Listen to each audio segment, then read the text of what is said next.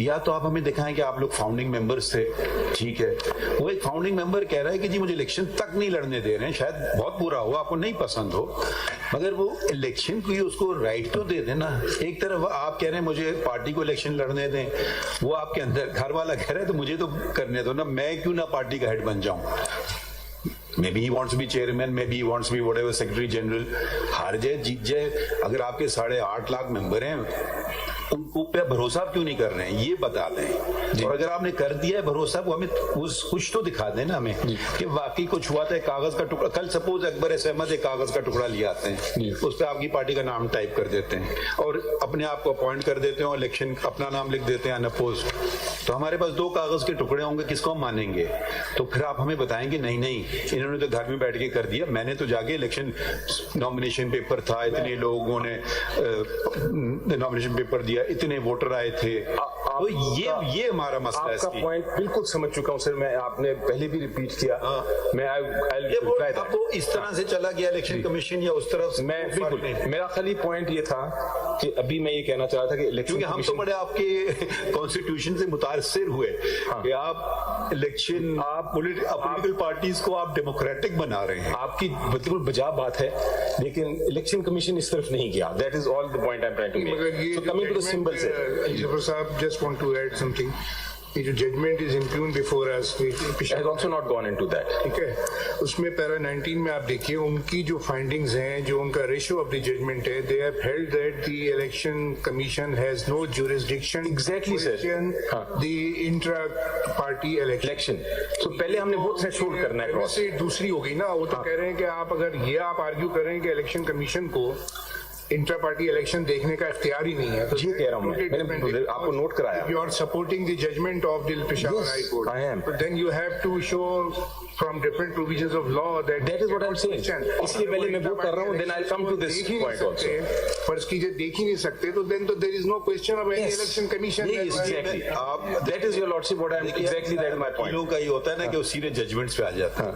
पहले आप जरा से फैक्चुअल चीजें अगर आप हमें बता देना, तो फिर जजमेंट को उस नजर से देखेंगे। अब आप एक जजमेंट, आप बिल्कुल बेनजीर का जजमेंट है, हमें पता है वो जजमेंट है, उससे हम डिसएग्री भी नहीं कर रहे हैं, तो वो कोई बात को आगे बढ़ाएगा नहीं। जो जज साहब ने जो पॉइंट आउट किया, पैराग्राफ पढ़ना चाहते हैं, खुशी से पढ़िए, रोक नहीं रहे हम आपको। जो जज साहब ने कहा, that is where I am going first. ठीक, ये इलेक्शन में देखना, एक तरफ वो ये कह रहे हैं, दूसरी तरफ क्या कर रहे हैं वो भी पढ़ देता हूँ मैं आपको। क्या करें, फाइंडिंग उनकी जो है ना थोड़ी सी म्यूचुअली डिस्ट्रक्टिव लग रही है मुझे। जहाँ उन्होंने ये रेफरेंस दिया कुछ केस लॉ का, वो कह रहे हैं कि नहीं वो कर सकता है, और दूसरी तरफ कह रहे हैं नहीं कर सकता, तो ये कुछ समझ नहीं आया मुझे। कंटिन्यू मैं आपको बताता हूँ, इसके अंदर एक जगह है नहीं, अगर मैं एक मफरूजे के तौर पे पूछ रहा हूँ, आपके केस से नहीं पूछ रहा हूँ, कोई और पॉलिटिकल पार्टी है, वो एक कागज का टुकड़ा पेश कर दे, दूसरा 200 कागज का टुकड़ा पेश कर दे, ठीक है, तो ये कौन फैसला करेगा? Civil court. क्यों? क्योंकि मेंबर्स का आपस में डिस्प्यूट होगा। सिविल कोर्ट कहेगा कि मेरे पास ज्यूरिडिक्शन कमीशन का काम है। में तो ज्यूरिडिक्शन नहीं है ना सर। ये आप किधर से बात करें? मैं आपको लॉ पढ़ा के दिखाता हूँ। There is no jurisdiction they have. थोड़ा सा that is what I am saying. ये तो सिविल कोर्ट के मामले हैं जब मेंबर्स के आपस में बैकअप कीजिए ना इस बात। मैं कर रहा हूँ sir, but if I can proceed. 7 है ना आपका जजमेंट का, पेज 7 सर हाई कोर्ट का। इसमें पहले ही ये इंट्रोडक्शन में ही कह रहे हैं, the petitioners have questioned the impugned order on legal as well as factual premise. However, we are mindful of our jurisdictional contours that the factual finding of ECB regarding the conduct of election cannot be substituted by this court. Therefore, if it is found that the ECB had the jurisdiction in the matter, then in such circumstances, this court had no mandate to interfere in said finding. एक तरफ तो ये Peshawar high court के judgement से जो इंप्यून है, बिल्कुल sir, मैं जानता हूँ हम फैक्चुअल में नहीं करेंगे। हाँ, उन्होंने कहा इसमें आके उन्होंने कहा कि पहले हमने ये देखना है, जो हर अदालत पूछती है कि सबसे पहले ये देखना है कि जिस इंस्टीट्यूशन ने ऑर्डर पास किया उनको कानून ने ये ताकत दी कि नहीं। इलेक्शन कमीशन का कोई रोल ही नहीं है ना फिर, तो मतलब ये नहीं है, प्रूव नहीं कर सकते। I will show that. तो फिर कैसे रोल नहीं है फिर वो, फिर इंटर इलेक्शन का जो सिलेक्शन है, जिक्र है, that is what I will show today कि ये इलेक्शन कराना है आपने वक्त पे और जो करना है, और आपने माना भी है तो पहले फिर सिंपल बात है जी सिंपल बात है। एक एग्जांपल आपको मैं देता हूँ जी there is a Pakistan penal code जो कहता है कि अगर आपने कत्ल नहीं करना, अगर किया तो आपको सजा होगी, but that doesn't mean that election commission can look into that and से कि सजा होनी चाहिए या नहीं। It is the criminal code that has the jurisdiction, so every statement in the law needs a jurisdiction. Section 208 में तो election इसमें लिखा है ना, वो आते हैं सर, वो शुरू ही होता है कि इलेक्शन कराएंगे आप।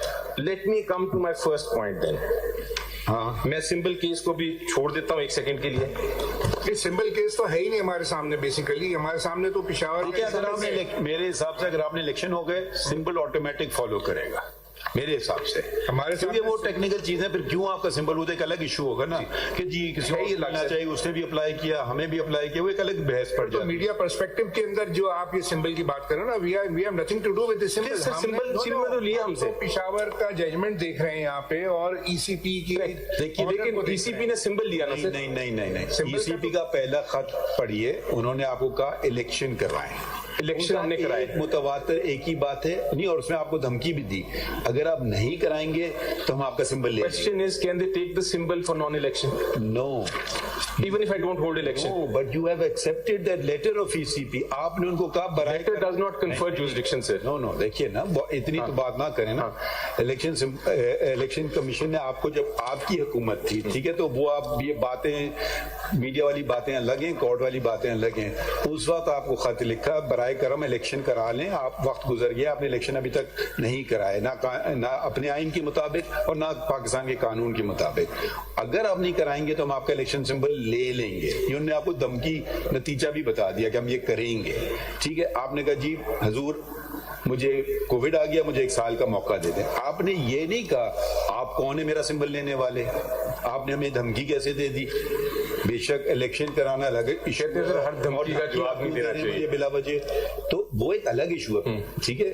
फिर इलेक्शन आपने किया, फिर उन्होंने कहा कि आप ये सही तौर पे नहीं करा रहे हैं इलेक्शन, आप चले गए लाहौर, तो फिर चले गया पेशावर। तो ये देखें, बुनियाद से शुरू करें ना, इलेक्शन कमीशन ने क्यों आपको क्यों तंग कर रही है। फिर हमने उनसे पूछा कि ये सिर्फ आप ही को तंग कर रही है, देखिए वो एक अलग केस बन जाता है, वो होता है डिस्क्रिमिनेशन का। उन्होंने कहा नहीं जी, हमने तो 13 पार्टीज को और वो कर दिया। परसों हमारे पास एक केस आया था, APM क्या है, वो भी देख लेते हैं सर कि वो भी उनको डिस्क्रिमिनेशन देखने आऊंगा, वो भी ग्राउंड है, मेरी डिस्क्रिमिनेशन भी है। तो इधर से आगाज करें शुरू से। मैं शुरू से कर रहा हूं सर। फर्स्ट पॉइंट मेरा ये है कि ECP has no jurisdiction at all. नहीं तो ये कहने से तो नहीं होगा, कानून का let us start sir, let us start with the constitution. ठीक, सबसे बड़ी चीज है आइन। बिल्कुल, इस पे कोई दो राय नहीं है सर, शुक्र है। So let us start with sir the constitution, and इसमें जो पहला रेलेवेंट प्रोविजन है इज आर्टिकल 218।